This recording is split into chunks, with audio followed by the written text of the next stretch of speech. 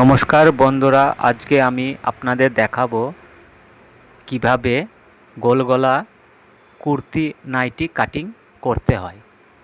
তো অনেকেই প্রশ্ন করে থাকেন যে গোল গলা কুর্তি টাইপের নাইটি কিভাবে কাটিং করব। তো ভিডিওটা স্কিপ না করে প্রথম থেকে শেষ অবধি দেখতে থাকুন। তো চলুন। তো আমি এখানে দেখুন দুটো নাইটির কাটিং করব, তার জন্য দুটো কাপড় আমি নিয়ে নিয়েছি এখানে নাইটির। এগুলা হচ্ছে পুরা 60 ঝুলের নাইটি। তো চলুন, প্রথমে আমি এটাকে কাটিং করে দেখাবো। তো সবার প্রথমে আপনাকে কি করতে হবে, সবার প্রথমে আপনাকে এই নাইটিটাকে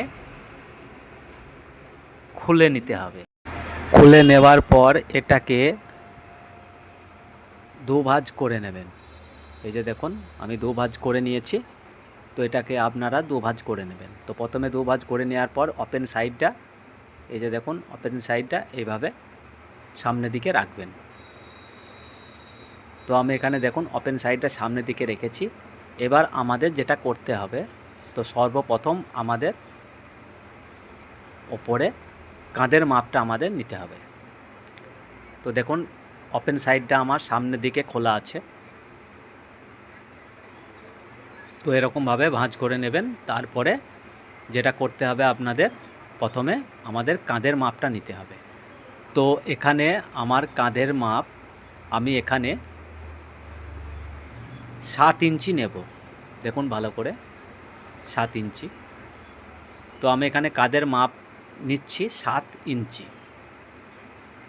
তো এবার আমাদের আরমোলের মাপটা, তো এখানে আমাদের আরমোলের মাপ আমি 6.5 ইঞ্চি নেব।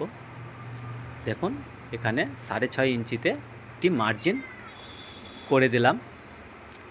তারপরে এই দাগ দুটোকে আমরা স্কেল দিয়ে বা আপনারা যেটা দিয়ে করবেন, তো দাগগুলোকে মিলিয়ে দিতে হবে।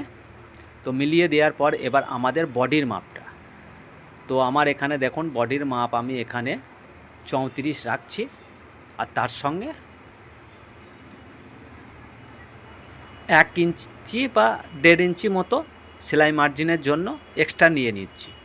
তো এবার নেওয়া হয়ে গেলে আমাদের এটাকে হালকা হাতে রাউন্ড শেপ দিয়ে নিতে হবে।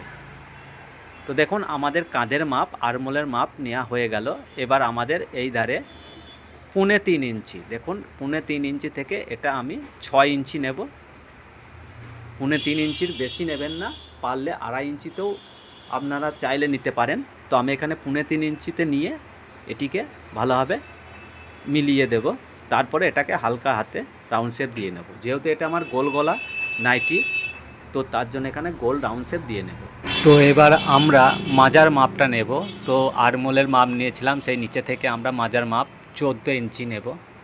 দেখুন, আর এখানে আমি 11 ইঞ্চিতে মার্জিন করে নেব। তারপরে 14 ইঞ্চি যেটা নিয়েছিলাম সেটাকে হাফ করে নেব। এবার আমাদের পেটের মাপটা নেব। তো পেটের মাপ আমি এখানে 9.5 ইঞ্চিতে দাগ মেরে নিচ্ছি। এবার এই দাগগুলোকে ভালোভাবে মিলিয়ে দেব। তো এটা হালকা হাতে, দেখুন আমি হালকা হাতে করেই এই দাগগুলোকে এরকমভাবে শেপ দিয়ে নিচ্ছি। তো এখানে আমার মার্কিং করা কমপ্লিট। এবার আমরা ব্যাকের অংশটি মার্কিং করে নেব।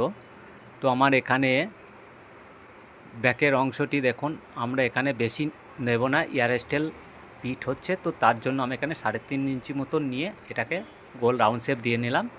এবার নিচের দিকে চলে যাব। তো নিচের মাপটা কীরকমভাবে কি নেবেন, নিচে কোনো মাপ লাগে না।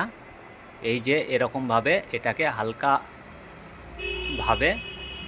এরকমভাবে দাগ মেরে নেবেন। তো এরকমভাবে এটা শেপ করে দাগটা দিয়ে নেবেন। তো দেখুন আমার এখানে দাগ দেওয়া হয়ে গেছে, এর আর কোনো কাজ নেই। এবার আমি এটাকে কাটিং করে নেব। তো চলুন এটাকে কেটে নেওয়া যাক। তো এরকমভাবে যেরকমভাবে মার্জিন করা হয়েছে ঠিক মার্জিনের মাপে আমরা এটাকে কেটে নেব। তো এরকমভাবে কেটে নেবেন।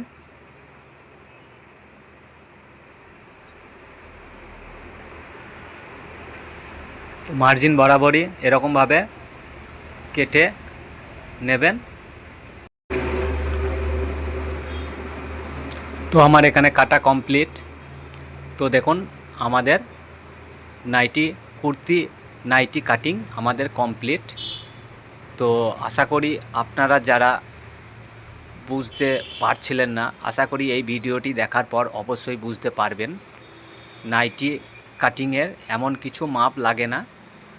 তো আপনারাও চাইলে বাড়িতে ধীরে সুস্থে আপনারা দেখে কাটিং করতে পারবেন। তো আমার এখানে নাইটি কাটিং পুরা কমপ্লিট হয়ে গেছে। যারা প্রশ্ন করেছিলেন যে কোলগলা কুর্তি টাইপের নাইটি কিভাবে কাটিং করতে হয়, আশা করি এই ভিডিওটি দেখার পর তারা অবশ্যই বুঝতে পারবেন। আর ভিডিওটি ভালো লাগলে লাইক কমেন্ট শেয়ার করতে ভুলবেন না। এখন আসছি, আবার পরের নেক্সট ভিডিওতে দেখা হবে। টাটা।